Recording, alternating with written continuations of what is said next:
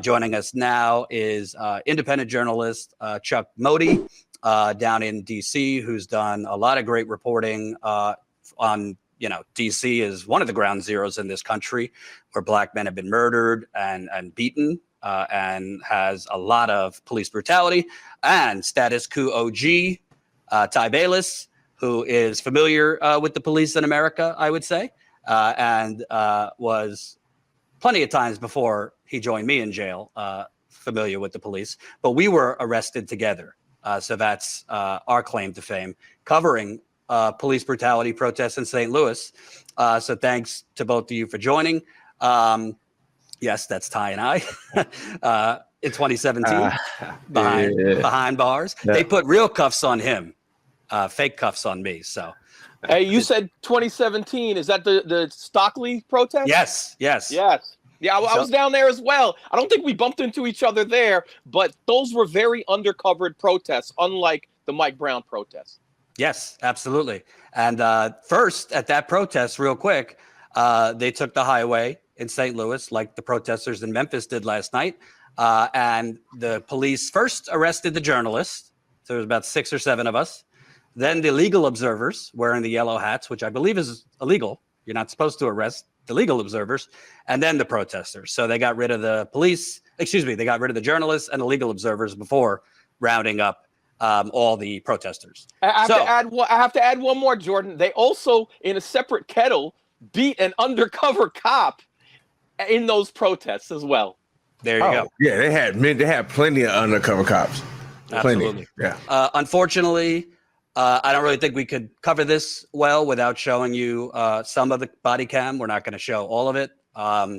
We should say before we show some of this body cam footage, so graphic warning. If you want to turn away during this few minutes, that's fine. As far as I know, 3 of the body cams, so 3 of the officers' body cams were not on. So this body cam is only from 2 of the officers. So, I could only speculate.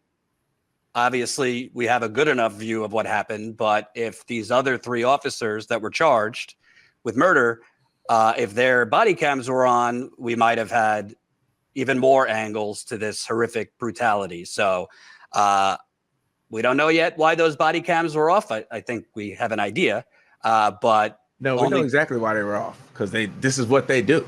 Right. This time they just got caught. That's what they do. Period. Point blank. They're doing their usual behavior when they catch somebody that they think people don't give a fuck about, or somebody that live in the ghetto or something like that, and then they do what they do. They beat them. They drop them off in the enemy hoods. They do all that stuff. That's what they do. They take guns, but don't take the person, so they can have the gun and give it to somebody else. All kind of shit happens with the police, bro. Ty's just getting warmed that make up. them do that. You know what I'm saying? It's just like everybody. You know what I mean? If you got a behavior that you always do and how you respond to things, you're gonna do that. One time, this is the time that they got caught up. They normally, this ain't the first nigga they beat. You think they just lost their mind and did that? This is the first time they got caught. Period. They used to cutting off their thing. You know what I'm saying? Somebody just forgot to do that shit, or somebody went with the program like that or slipped and they got caught up. Can you let me show the video quick before we get to your response? So again, trigger warning. This is not easy to look at, but I think it's important to show. So we're going to show you really the worst of it. It's all really bad, but Colin, if you could play the video. Get on the ground! Get on the ground! Okay. Y'all. All right, I'm on the ground. Lay down! Lay down! Please tase you! Get on the ground! Lay down! 1, now! I tase him! All right, okay. Break your hey, dude, damn! Put your hands on your back! Hands on your back! Break! Okay, stop! I'm gonna knock right now. Bro, stop. Lay down. I'm just trying to go home. Lay down. Man, if you don't lay down. Oh, I am on the ground. I got you. Okay.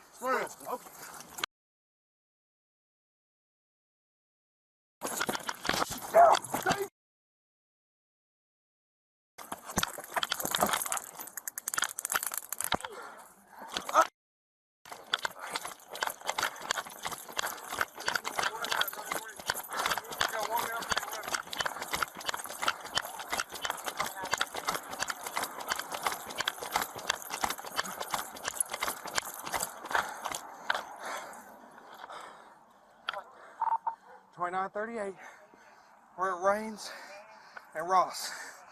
Taser was deployed. Suspect is running down Ross.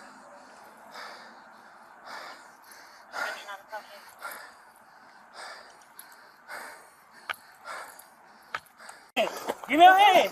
You might get sprayed again. Hey, Mike, give me that hand, bro. Watch out, watch out. Watch out.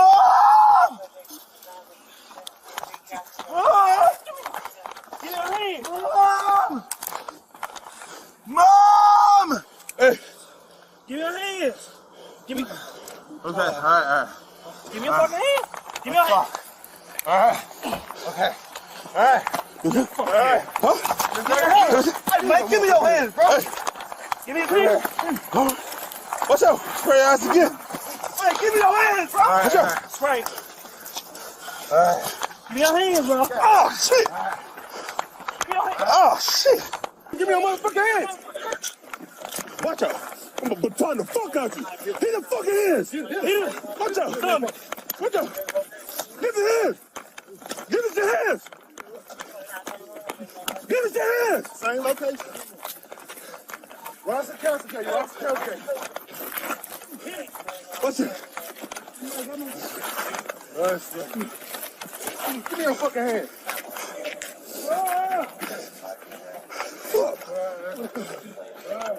Give me your hand. Give me your fucking hand. Give me your hand, motherfucker. Give me your hand. Put that shit out, man. Come on, some. Y'all want him to bring him down there? Mom, I'm not bringing dude. Man, hell. Bring him down there. Oh, hold up. Fuck this. My motherfucker. My eye. I got sprayed too. Oh, yeah, my shit's burning. I just re-opened my shit back up, bro. He got some in his back pocket. Got wallet. Man, listen.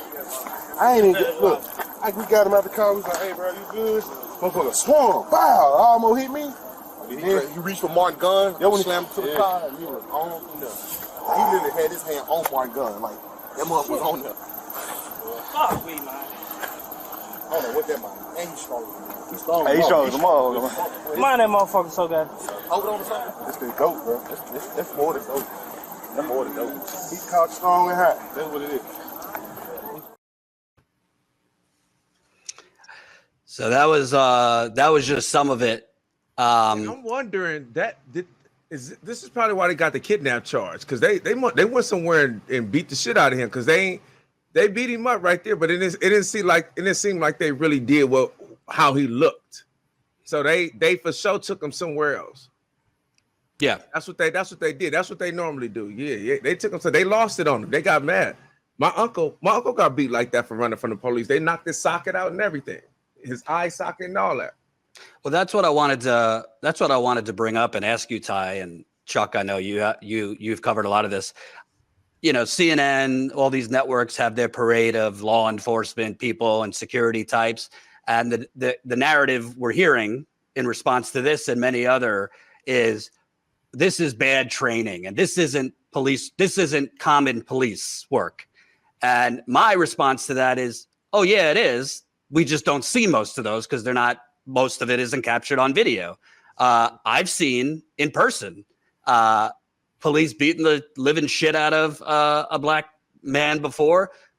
It wasn't on video, but that's the narrative that they're pushing, that this is just gang. This is like gang type. This isn't real police work.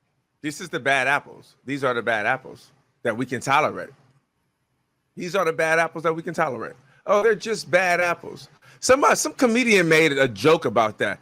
He said, it's crazy how they use such a delicate term for murderers, bad apples. It's like, would you, if every now and again a pilot crashed a plane, would you call him a bad apple? Just some bad apples. The normally pilots, 300 people dead. Normally pilots don't do that, but every now and again we have some bad. No, they don't tolerate bad apples. But somehow the police department do. And Chuck, I wanted to ask you, because obviously the worst of it is when I think what the attorney said was accurate, beating him like a piñata. But like right from the beginning, they demand he come out of the driver's seat Why, we don't know. It's not even clear that he was lawfully pulled over for a traffic stop. The police chief says they can't actually support that he was pulled over lawfully. But right out of the gate, they go there like a 12 out of 10. Yeah.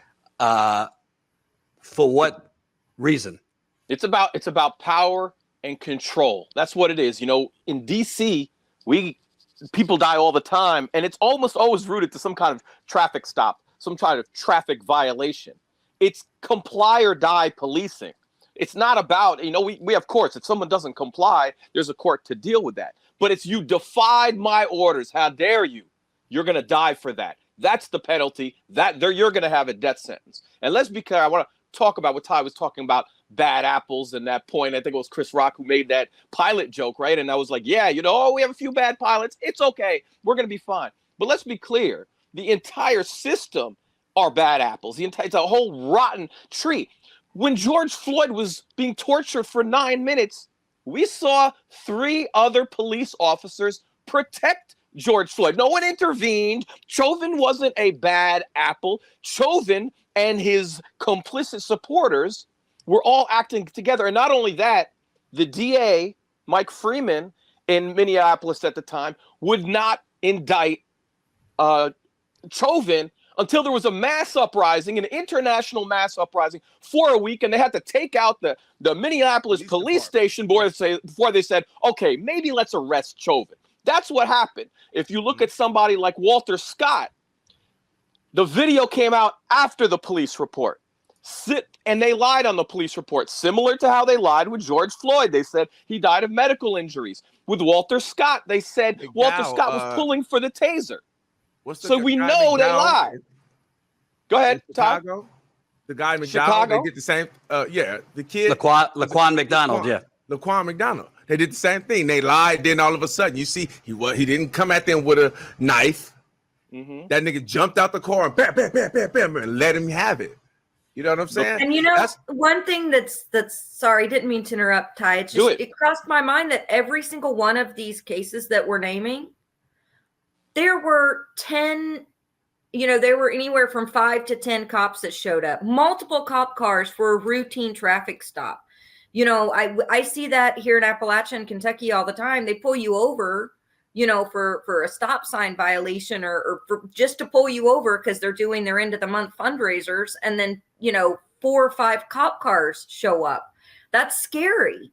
People are going to have emotional reactions to that, especially if you're sitting and living in black and brown skin and you know that it's an immediate threat because you make the slightest wrong move, you're going to get your ass kicked. You're going to get, you're going to be seen as a threat as soon as they walk up to your car. So you got 5 cop cars behind you. You're like, what the hell? Did they run my plate? Like, what happened? Why are all these people here? And so it's an immediate, it's scary. So these people are also that they're pulling over are having emotional responses to our culture, to the cultural impacts, to, so many cops showing up, to the threat of jail time for just a routine traffic stop. And people wonder why folks are so, wound up when they're stopped sometimes. But when you got 10 cops on you, I couldn't even imagine being in that position. I mean, I've seen it before. It happened to my dad. And they kicked him down to the ground too. But when it shows up like that, what I see is that response, that fear response, and no one talks about that as much. Yeah, and that's human. Listen, that's human. That's absolutely right. And the bottom line is the police are rotten to the core. What happened in Minneapolis was a cover-up. What happened with Walter Scott was a cover-up by the other officers. What happened to Laquan McDonald was a cover-up. So these other officers, there are bad apples protecting bad apples. And a very rare time you get a whistleblower. We had a guy, Joe Crystal in Baltimore. He tried to blow the whistle. He had a rat on his car and he got ran out of the force. And other officers have been killed for blowing that whistle. So the entire culture is rotten to the core, and any discussion about bad apples is ridiculous. I want to when they talk about the blue line, bro. That blue line is the most corrupt gang in America. They allow each other to do whatever they want to do, and there's no consequences at all. I think, Chuck, what you mentioned earlier about it not being bad apples, bro. based on how they're trained. They're doing exactly what they're supposed to do. They're trained. That's why I always tell you, Jordan, I said, I don't like no cops, black, white, Chinese, it don't motherfucking matter, because they're all trained under this bullshit ass system and to profile people and be able to do what they want with no consequence. You know what I'm saying? Motherfuckers only react and respond the way they respond is because they've been allowed with no like a kid. If the kid keep jumping on the couch and you don't do nothing, when y'all go visit your friend, he gonna jump on their couch. When y'all go visit your mama house, he gonna jump on their couch because he's never had no consequences. You can say stop jumping on the couch and da-da-da-da-da, but they're gonna continue because they know you're not gonna do shit. It's because they know in this system and how they protect each other, nothing could really happen to them. They move like they move. Right. I want to also bring up, I think this is important. This unit, it was called the Scorpion Unit, which is fucked up in itself.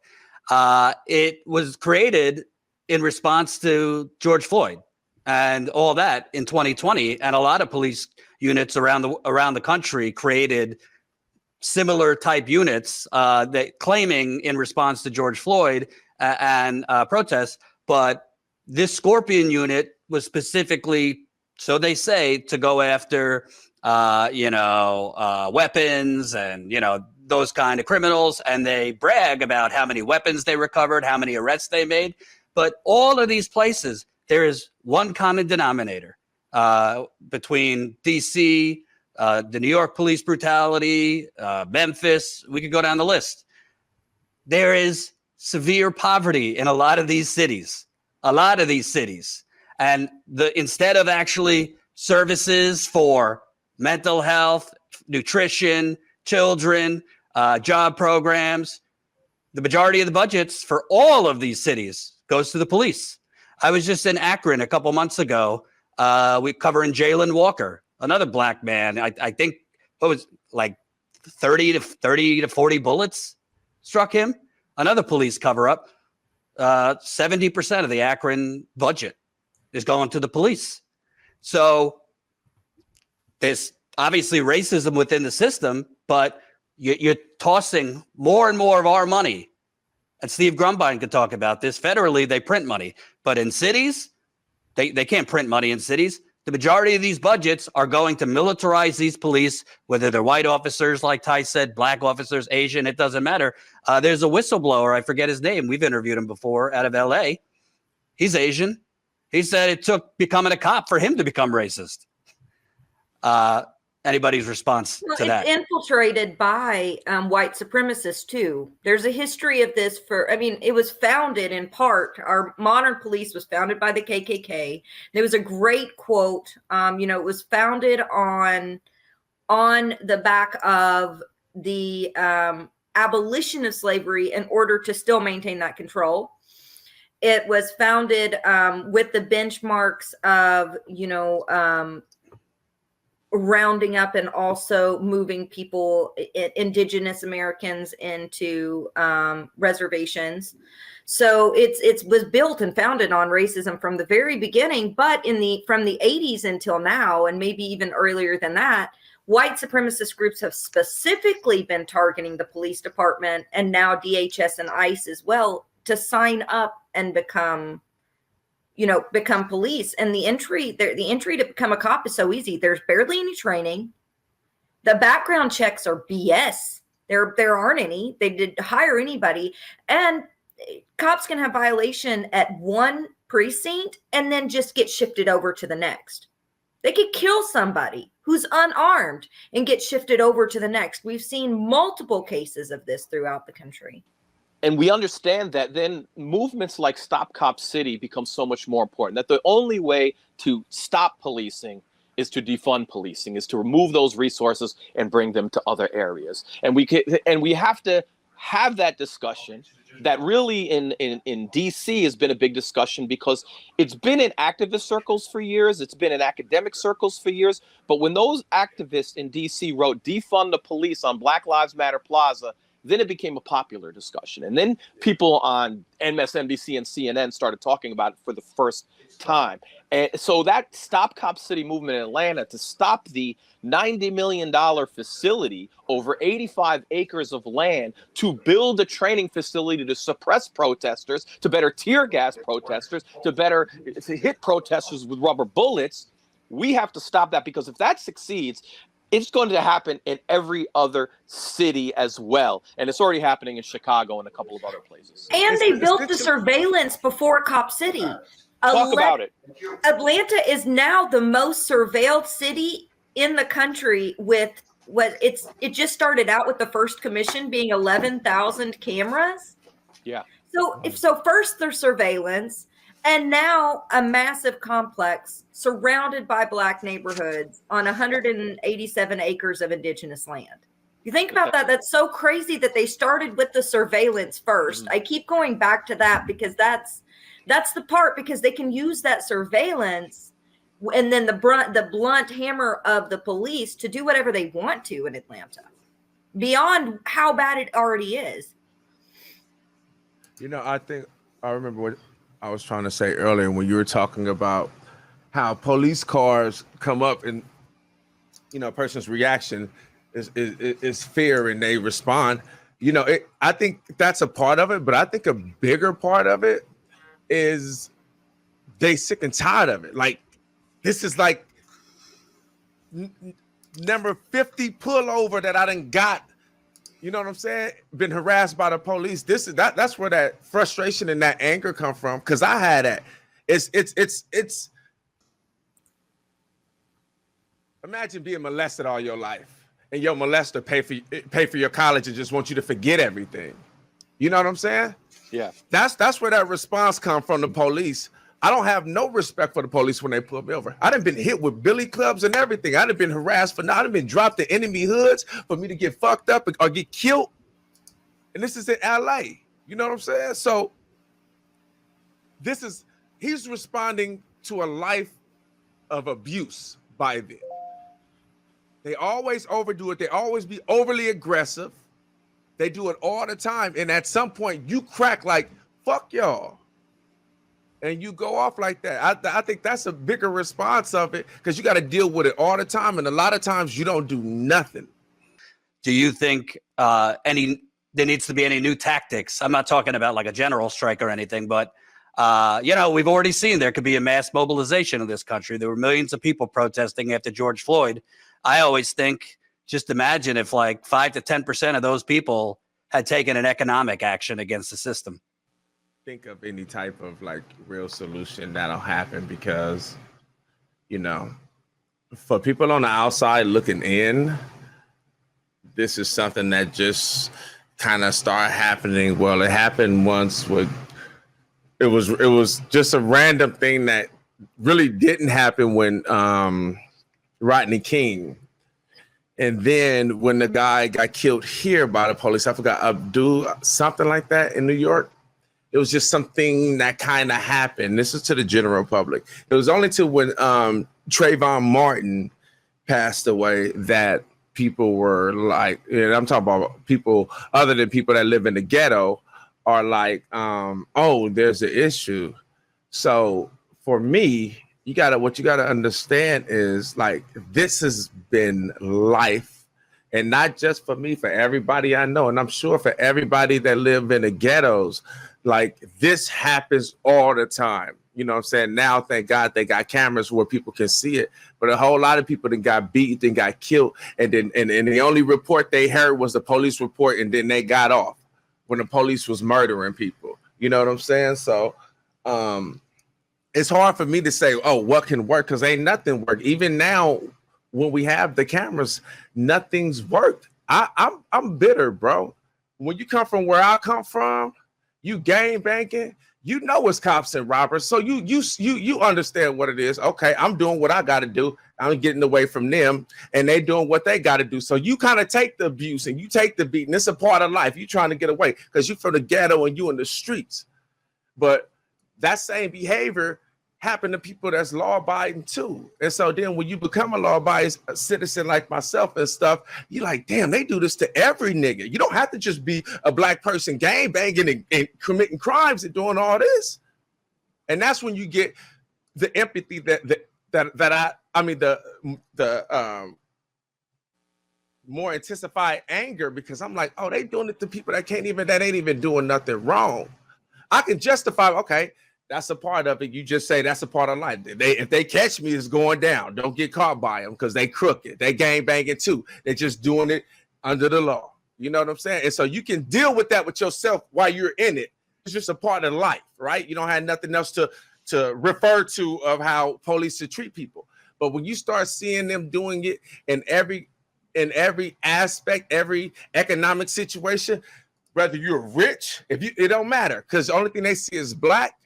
It's hard to say is something gonna work. Ain't nothing gonna work unless they feel it the way these kids' mamas feel it. I feel like we're getting close to a boiling over point here. We should have been there a long time ago, but it's finally reaching people like Ty said that it doesn't usually reach.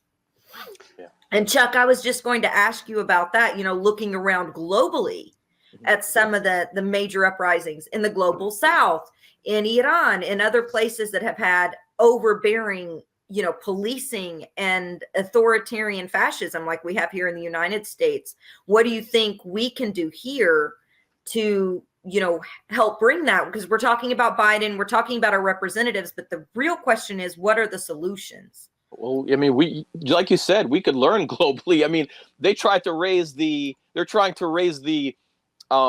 Social Security age 2 years in France, and there are uprisings in the streets. We don't do that really here on that level. But I do want to honor a couple of things in past police protests that didn't get the proper attention. In Ferguson, there were some really cool economic actions. When Black Friday happened, those malls all across St. Louis were shut down to the tunes of multi-million dollars, maybe even billions of dollars. And I covered those protests. They went into 5 malls on Black Friday. 2 of them just shut completely down. No criminal activity, just too many black people at a mall in a white neighborhood. That's all it took. They showed up. So they shut down due to their racism. And that happened in a bunch of Walmarts. And that was like a crown jewel of economic action. And we've seen there's other economic action that has happened in DC last year. And right now, the Stop Cop City movement is an incredible movement in economic action, not just against building Cop City, but against those corporations like Cox Enterprise, Delta Airlines, Equifax, Coca-Cola Company, and so on. But they're not big enough. And what I always say to people is, even you don't have to look globally, even if we look at our own history, if the Montgomery bus boycott ended after 1 year, if after 1 year, everyone said, you know what, let's go home. We tried it. We gave it a year. It ain't working. We're just going to go back to the old Jim Crow ways.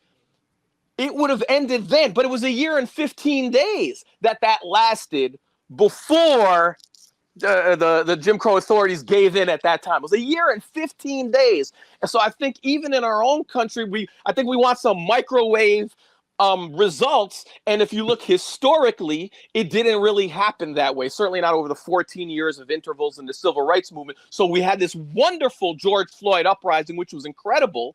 And then what happened is Biden got elected. He became a sedative to the movement. People said, Joe Biden saved us. And then he put 100,000 more cops on the street honoring a Josh Hawley amendment. But Joe Biden, I'll close with where you started, Jordan. Joe Biden is no friend to racial justice. He's pro-police. He's always been. He's pro-incarceration. He's always been. And I've always said this. With Trump, you could hear his bigotry coming out of his mouth. With Biden, his bigotry is in his budget. And year after year, he has bigoted budgets. And you go back to the 80s. You don't even got to go back to the 94 crime bill. His worst deeds came in the 80s working with Strom Thurmond as the head of the Judiciary Committee in 1986 and 1988 drug abuse acts. He's the reason for civil forfeiture, known as legalized robbery. He's the reason for the crazy mandatory minimum sentencing guidelines. He's the reason for the 100-to-1 crack versus cocaine sentencing disparity. Reagan actually wanted to stop at 20-to-1, and I got no love for Reagan, F him, but people don't know Biden's work really took off in the 80s as a Democrat acting like a Republican and going to the right of Republicans. Yeah. That's Chuck, you're on fire. God damn. Don't get me started on Joe Biden. Those conspiracy laws that all happened in the 80s and stuff with drugs, where you could just say somebody gave you drugs and then they go to jail without any evidence. That's all him. And that was in the 80s. That was when Reagan, when Bush was vice president. Yeah, he lectured George Bush 1 on not being tough enough on crime, on not doing enough on the drug war. So that gets written out of history. And even Joe Biden's critics usually start the clock at the 1994 crime bill. But that's really the icing on the cake of a decade that he was building previously.